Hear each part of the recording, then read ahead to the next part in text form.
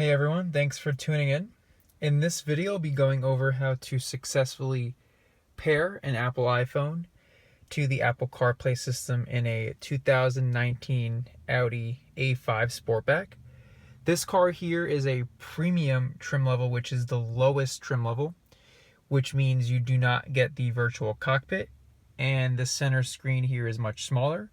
I did do a similar review. It's labeled iOS 13 with no touchscreen on my YouTube channel, where I did a tutorial in a car with the navigation package, so it had the virtual cockpit. It had a much larger screen, so I figured why not do a tutorial on a car without that system, so people who are buying cars like this can see how it is. And you know, the resolution on that screen is definitely much different, so I figured it was worth definitely doing another video.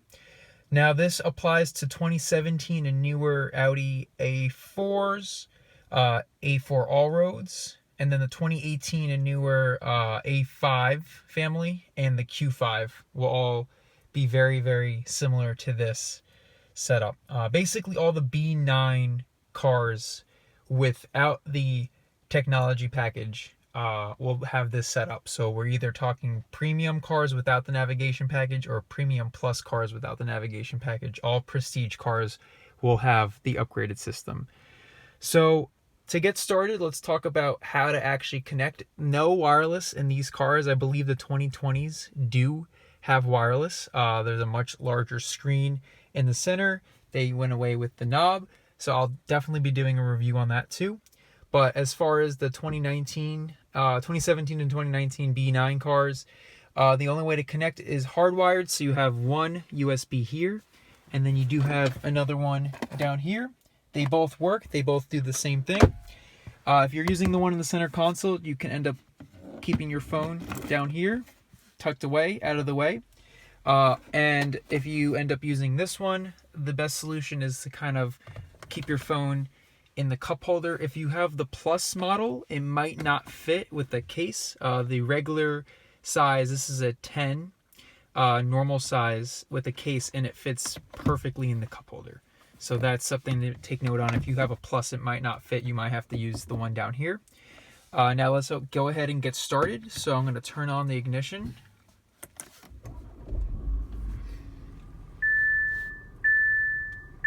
Let everything boot up.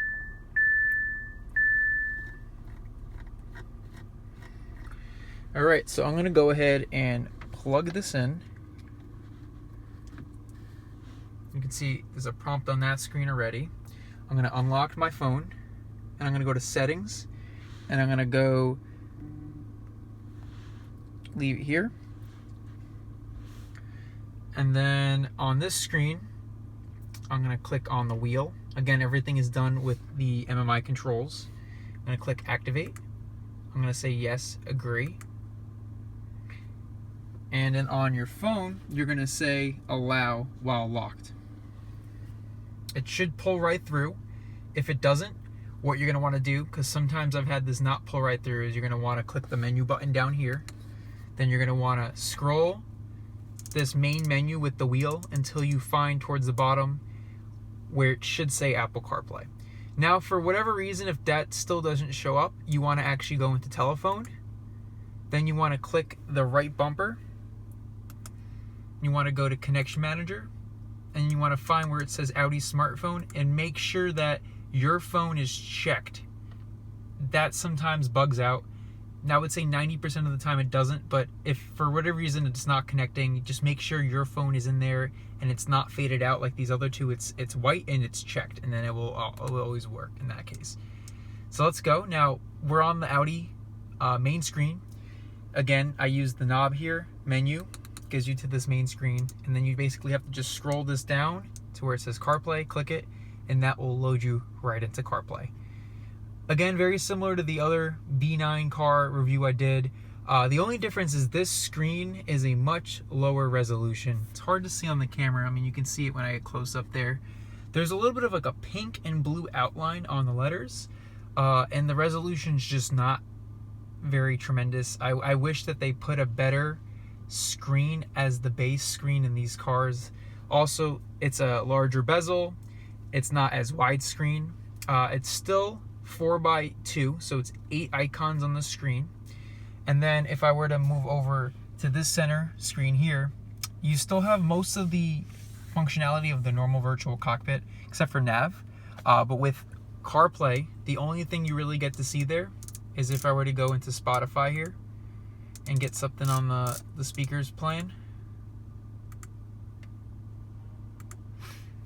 you will be able to use these two arrows here, and you have to go to the middle section, which is the yellow, which is your media, and you will be able to see that Apple CarPlay is playing. You can have the song title, the artist, the album, and then you will have a timestamp. Nothing else you can do on that screen. You can only really view any sort of data. There's nothing you can actively change.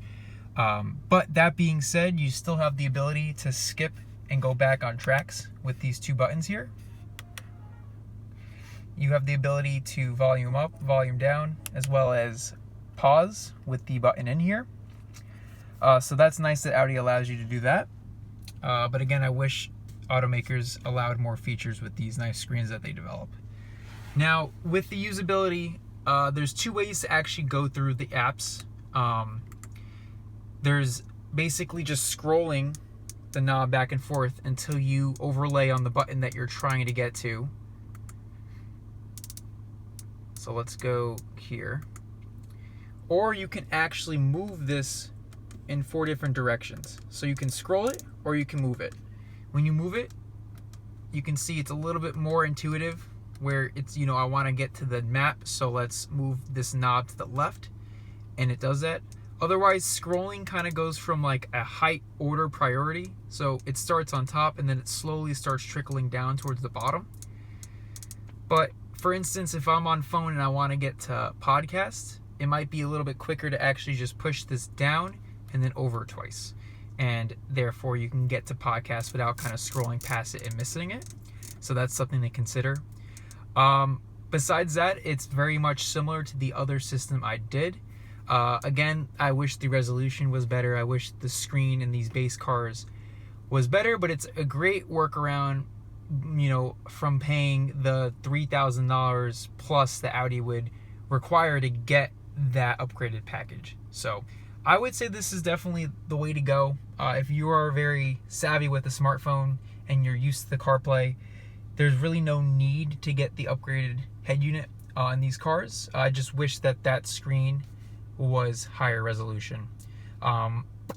If you have any questions, leave comments down below, and stay tuned for my review on the 2020 cars with the touchscreen.